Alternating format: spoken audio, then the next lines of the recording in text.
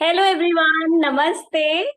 Welcome to our podcast किताबें और बातें एपिसोड 2। और आज हम और दो बुक्स की बातें करेंगे। And let's get started. मम्मा। ठीक है। नमस्कार। आज जिस किताब के बारे में मैं बात करने वाली हूँ उसका नाम है मन आंगन। ये गरिमा वर्मा है राइटर इसकी, उनकी लिखी हुई है और ये भी उनकी पहली प्रकाशित किताब है। तो इसमें उन्होंने बताया है कि इसमें उन्होंने अपने बचपन के सबसे सुनहरे पल जो है उसके बारे में बताया है और उसको एक संयुक्त परिवार के आंगन में पलते बढ़ते दिखाया है। बचपन में वो भारत में, इंडिया में रहती थी और अब इस समय वो लॉस एंजलिस में है। तो उन्होंने इसके माध्यम से अपने बचपन के घर आंगन को फिर से जिया है। इस पुस्तक में एक स्थान पर वो कहती है कि मैं इस घर के आंगन का वर्णन करूं तो इसे घर का सबसे सजीव स्थान और जो लोगों से खिलखिलाता रहता था, कहना अतिशयोक्ति नहीं होगी। यानी कि हर समय उस घर में, उस आंगन में हर समय चहल पहल रहती थी और आंगन ही घर का केंद्र बिंदु था। सुबह से लेकर रात तक सबसे ज्यादा सब उसी बरामदे और आंगन में ही रहते, चहल पहल सारे दिन लगी रहती। और घर के बीचों बीच स्थित हमारा आंगन सुशोभित था, लाल रंग के कपड़े से लिपटी हरी भरी तुलसी और उस हल्के रंग के लाल रंग के किनारे वाले तुलसी चबूतरे से और एक चापल कल यानी के हैंडपंप और एक सरकारी नल से। छोटे शहरों की सबसे बड़ी बात ये होती है कि वहां सब एक दूसरे को जानते होते हैं। एक तो वो काफी समय से वहां रह रहे थे और दूसरा उनके दादाजी नामी वकील थे, सब जानते थे उनको। हालत यह थी कि बस अड्डा या रेलवे स्टेशन पर बस दादाजी का नाम बोला कि फिर कुछ और बताने की जरूरत नहीं। चाहे रिक्शा वाला हो चाहे ऑटो वाला, उन्हें उनके घर तक पहुंचा देता था, किसी गली वगैरह का बताने की जरूरत नहीं। पर गरिमा जी कहती हैं कि मेरे पापा बताते हैं कि उनके बचपन का आंगन तो और भी बढ़िया था, क्योंकि सभी का खाना भी एक ही जगह बनता था और एक साथ उसी बरामदे में, उसी आंगन में बैठकर सब खाते थे। और रोटियों की बड़ी थाक लगती थी, सब्जियां बड़ी हांडी में बनाई जाती थी और खाने वाले बनाने वाली मिश्राइन काकी बड़े प्यार से सबको खाना खिलाती थी। और लेकिन धीरे धीरे समय के साथ सबकी किचन अलग अलग हो गए, खाना अलग अलग बनने लगा, लेकिन फिर भी खाना, सब्जियां, कटोरियों का आदान प्रदान होता रहता था। और जो बुढ़वा काका, उनके जो बड़े बाबा और बुढ़िया दादी जो थे, वो उनसे सभी लोग बहुत स्नेह रखते थे और उनका ख्याल भी रखते थे।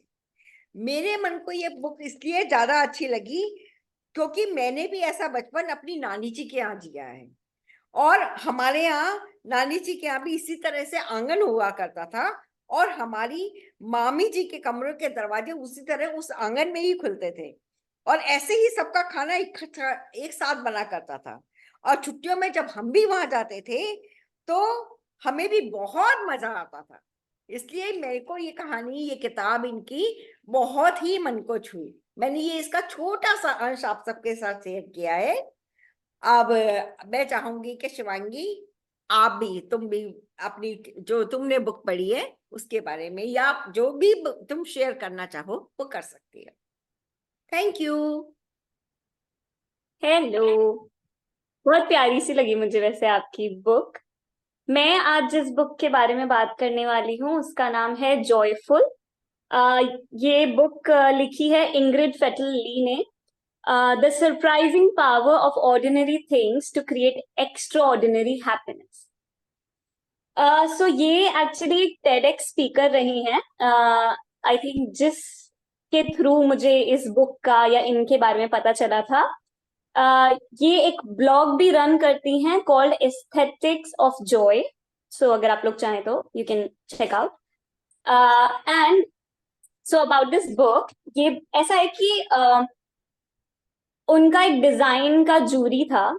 जो डिजाइनर्स हैं या डिजाइन स्टूडेंट्स हैं वो इस चीज को बहुत अच्छे से समझ पाएंगे। वो डिजाइन का जो जूरी होता है तो बहुत आपने जो भी अपना सेमेस्टर में बनाया होता है, क्रिएट किया होता है, वो डिस्प्ले पे लगाते हो अपना काम, डिस्प्ले करते हो, और बहुत ऐसा एक टेंस्ड एनवायरनमेंट होता है उस समय के लिए। तो हाँ, वो ऐसे ही अपना एक समय बताते हैं। तो उसमें उन्होंने एक स्टारफिश शेप्ड लैम्प बनाया था, एक राउंड बॉटम्ड टी कप्स का सेट बनाया था, और एक ट्रायो ऑफ स्टूल्स बनाया था जो कि लेयर्स, कलर्ड फोम की लेयर्स थी जिसमें। तो ये उन्होंने बनाया था और अपना ऐसा डिस्प्ले किया था। तो तब उनकी जो जूरी थी वो कुछ समय तक उस सबको देख रही थी, और फिर उन्होंने बोला, your work gives me a feeling of Joy. अब ये उनके दिमाग में रह गया, इंग्रिड फेटली के दिमाग में ये रह सा गया कि ओके, मतलब उनको लगा कि joy was a feeling ephemeral and elusive, it wasn't something we could see or touch. तो फिर कैसे इतनी साधारण सी चीजों से, एक कप, एक लैंप और एक स्टूल से जॉय क्रिएट हो गया? अब ये सवाल पे उन्होंने इतना पॉन्डर किया कि she was like, how do tangible things create an intangible feeling of Joy? और फिर उन्होंने, क्योंकि ऐसा था कि हमें जैसे यूजुअली बोला जाता है कि यू नो मटीरियल थिंग्स और ये सब से हट के अपने अंदर झांको, अपने अंदर सुख शांति सब है, बेशक वो है। Instead, countless experts agree that the kind of joy that matters is not around us but in us. तो शी वाज लाइक कि ये तो कॉन्ट्राडिक्ट हो रहा है, मतलब जो बुद्धा की टीचिंग्स हैं और जो हैं वो बोलते हैं कि लेटिंग गो ऑफ आवर अटैचमेंट्स, लेकिन जॉय इन चीजों से क्रिएट हो रहा है, तो ये कैसे हो रहा है? बहुत अपनी रिसर्च और सब करके वो इस कंक्लूजन पे आए कि joy isn't hard to find at all, in fact it's all around us. कि ठीक है, अपने अंदर झांकने से भी किसी को मन की सुख शांति मिलती है, पर अपनी आसपास की चीजों से अगर हमें खुशी ना मिलती होती तो हम जो त्योहारों पे लाइट्स लगाते हैं, या हम जो बर्थडे पे केक्स पे कैंडल लगाते हैं, ये सब चीजें हम क्यों करते हो? अब इसी के साथ फिर वो बात पे आती है कि okay, why certain things spark a feeling of joy. One day as I was studying the images, तो ऐसे वो कुछ images कलेक्ट करती है उन सारी चीजों की कि जो लोगों से उन्होंने पूछा कि तुम्हारे लिए जॉय क्या है, तुम्हारे लिए जॉय क्या है, तुम्हें कब जॉयफुल फील होता है? तो किसी ने बोला रेनबोज को देखकर, किसी ने बोला फायरवर्क्स को देखकर, किसी ने बोला आइसक्रीम संडेज पे जो कलरफुल स्प्रिंकल्स होते हैं उसको देखकर। तो ऐसे करते करते उन्होंने बहुत सारी इमेजेस कलेक्ट की जिसमें lollipops, pom poms, polka dots, बहुत सारी चीजें थी। तो one day as I was studying the images, something click. I saw lollipops, pom poms and polka dots, and it dawned on me they were all round in shape. Vibrant quilts kept company with Matisse paintings and rainbow candies, all bursting with saturated color. Then she saw snowflake, sunflower. It made sense, all had radiating symmetries. फिर bubbles, balloons and hummingbirds also became clear क्योंकि ये सब they all floated gently in the air. Seeing it all laid out, I realized that though the feeling of joy is mysterious and ephemeral, we can access it through tangible physical attributes.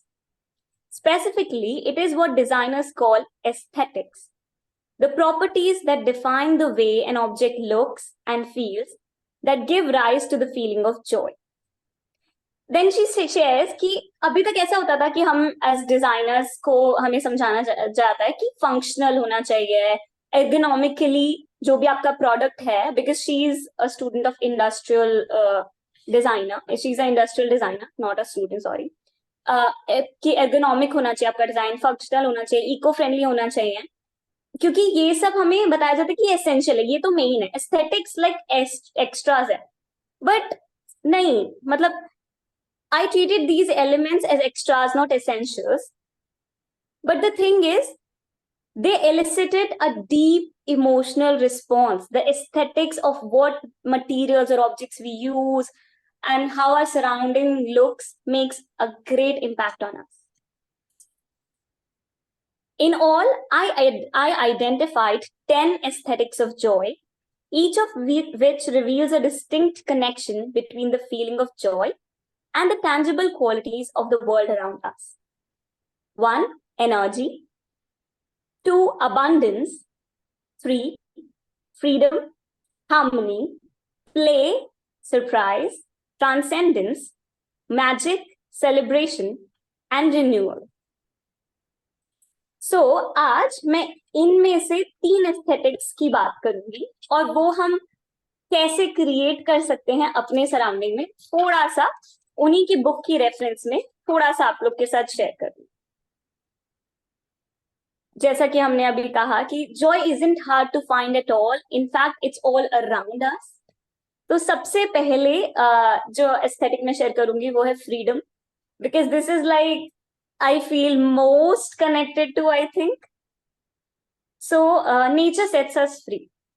सबसे ज्यादा इस aesthetic को हम अगर experience करना चाहते हैं तो गो इनटू द नेचर. कहीं आप जब पहाड़ों में जाते हो या जब बीच के पास, रिवर के पास जाते हो, वाटरफॉल के पास होते हो, या ऐसे ग्रीन एकदम फैला हुआ लैंडस्केप देख रहे होते हो, तो it's like so joyful. You don't need anything else. You're just like, free and so calm. So yeah, barefoot walks in damp grass, having more plants around us. अगर इंडोर तरीके से, अगर अपने घर में ही हमें ये जॉय फ्रीडम वाला क्रिएट करना है, तो having more plants, or maybe being around animals, maybe being in contact with other living species, being around animals. इसीलिए कुछ लोग पेट्स प्रेफर करते हैं, या जैसे कि आजकल आप लोग सुन रहे होंगे डॉग थेरेपी या yoga with dogs, yoga with pets, ये सब भी फेमस होने लगा, because spending time with the animals, the friendly animals, dogs or cats, हमको वो हेल्प करता है इमोशनली, हमें मेंटली अच्छा फील कराता है. फिर एक केटी बोमैन, एक बोटानिस्ट हैं, जिन्होंने क्या किया, जो रिवर रॉक्स होते हैं उनकी एक ट्रे बनाकर अपनी एंट्री वे पे लगा दी, जिससे कि जब भी वो वहां एंटर करती हैं तो एक टेक्सचर होता है नेचर का जो वो अपने फीट के नीचे फील कर सकते हैं. सो समथिंग लाइक दैट आप क्रिएट कर सकते हो. या फिर जैसे नेचुरल साउंड्स होती हैं, listening to bird sounds, sounds of water, rain, it indicates the feeling of joy. या फिर अगर आप अभी मे बी जा नहीं पा रहे हो, पर अपने ऑफिस, होम या जो भी आपकी स्पेस है उसमें आप जो बड़ी बड़ी ड्राइंग्स या फोटोज होती हैं, लैंडस्केप लगा सकते हो ऑफ नेचर की, या एनिमल्स की, या प्लांट्स की, या may be leaf printed pillows, cushions you can have, something that tells you that आप बहुत दूर नहीं हो नेचर से, it's around you. So yeah, and also natural scents, essential oils from trees or flowers, the earthy sense. जैसे कि कभी कभी होता है कि हमने कोई फ्रूट का ट्री के पास है, हम वो स्मेल किया, फ्लावर स्मेल किया, एंड इट्स लाइक मजा आ गया. या जैसे मुझे पर्सनली मिट्टी की खुशबू बहुत पसंद है, तो वो मिट्टी की खुशबू स्मेल करते ही ऐसे आनंद आ जाता है एकदम. तो वो सो हाँ, यही है कि if we want more wildness in our lives, we have to be willing to let go of some control.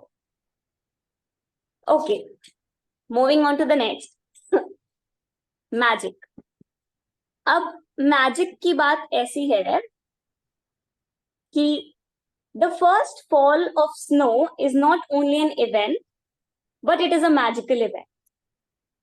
You go to bed in one kind of world and wake up to find yourself in another quite different. And if this is not enchantment, then where is it to be found?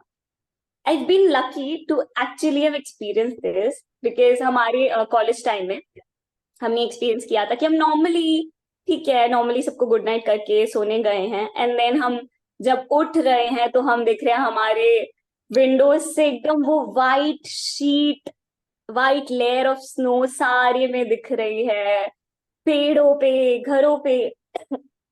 सब पे वो white layer है, और वो इतना सुंदर लगता है, ऐसा लगता है wow what a surprise, it looks magical. And specially जब वो थोड़ा सा फिर धूप निकल के जब वो व्हाइट स्नो पे पड़ती है और वो चमकता है, ओ माय गॉड।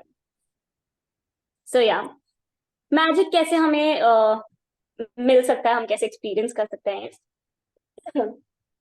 ट्रैवल, जब हम ट्रैवल करते हैं, जैसे कभी कभी होता है कि हम पक गए चीजों से, जो हमारी रोजमर्रा की चीजें हैं, थक गए, पक गए, ठीक है, हो गया, बोरियत हो गई, हम ट्रैवल पे निकले तो हमें कुछ ना कुछ ऐसा निकल जाता है जो ऐसा लगता है यार ये कैसे है, या मे बी जैसे फायरफ्लाइज को एक्सपीरियंस करना, जब जुगनू जो ऐसे चमकते हैं वो एकदम से जब आपको कहीं दिख जाता है, आपको लगता है, सो वो सरप्राइजिंग एलिमेंट भी है और वो बहुत मैजिकल भी लगता है, wow, you know.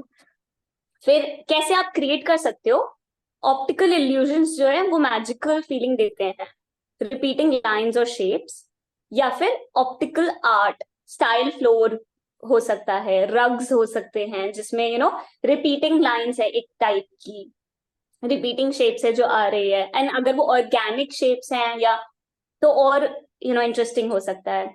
Mirrors in a space, but of course उसमें आपको थोड़ा ध्यान रखना है कि मिरर्स वो एंगुलर ना हो, वो राउंड या कर्वी हो, क्योंकि वो एंगुलर होंगे तो वो थोड़े शार्प और स्ट्रिक्ट और स्ट्रक्चरल फीलिंग दे सकते हैं rather than magic. And then wind chimes and bells, क्योंकि जब वो ब्रीज के साथ वो विंड चाइम्स ऐसे टकरा कर जाती है, वो साउंड बहुत अच्छी लगती है। सो इसमें एक चीज है, wind chimes and bells also come alive on the breeze to magical effect. I've noticed that few companies sell wind chimes as sympathy gifts for people who have lost loved ones. The dance between the chimes and the invisible winds reminds the bereaved that a deceased loved one is still present in spirit, if not in body.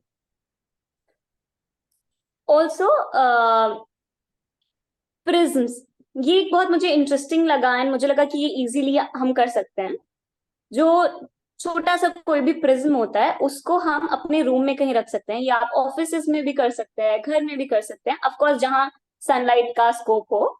तो किसी भी समय जब room में उस prism पे light strike करेगी तो टाइनी रेनबोज आपको देखने मिलेंगे across the room, which can be magical and which can fill your room and your vibe with joy.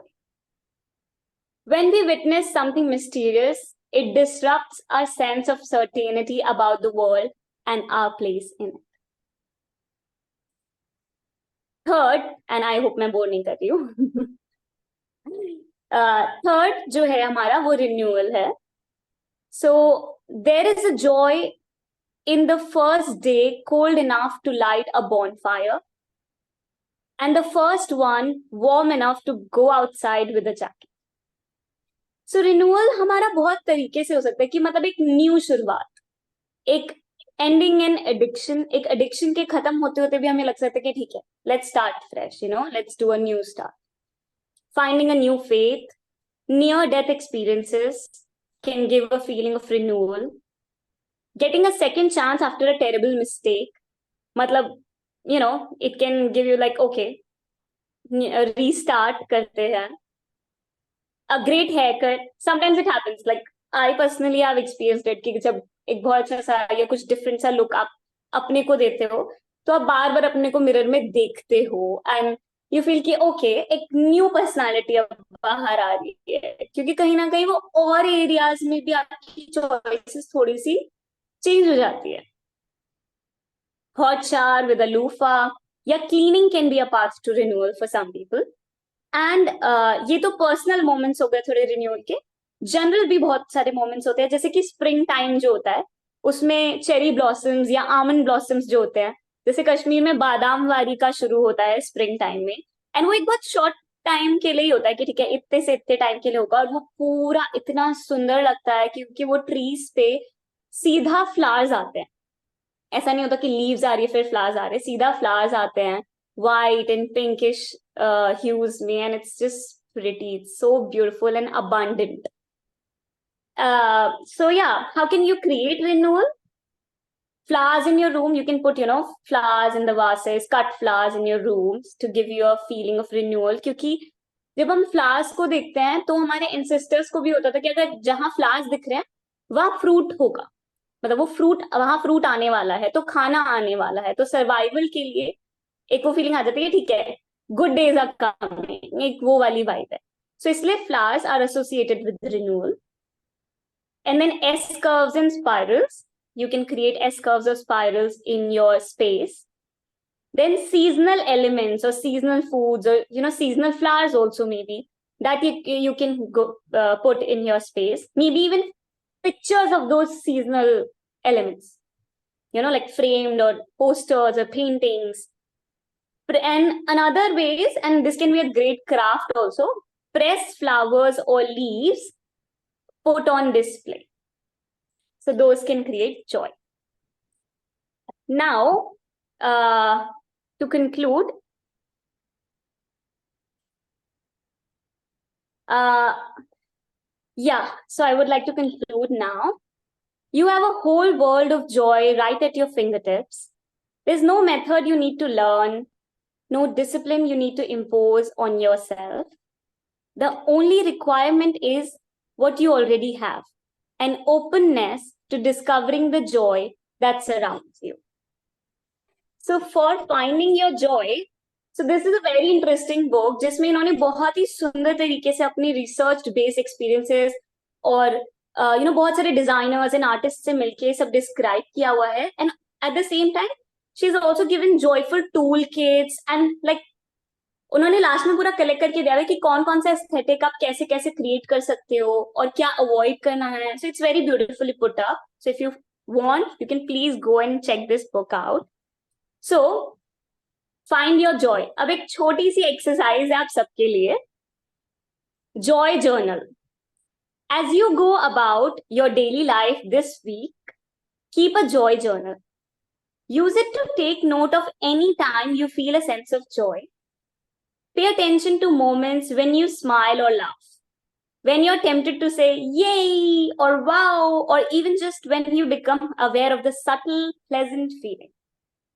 You can also include any joyful memories that come to mind. For each moment, write down where you are, whom you are with, what are you doing, what sights, sounds, aromas, textures, or flavors are associated with your joy. At the end of the week, look for patterns.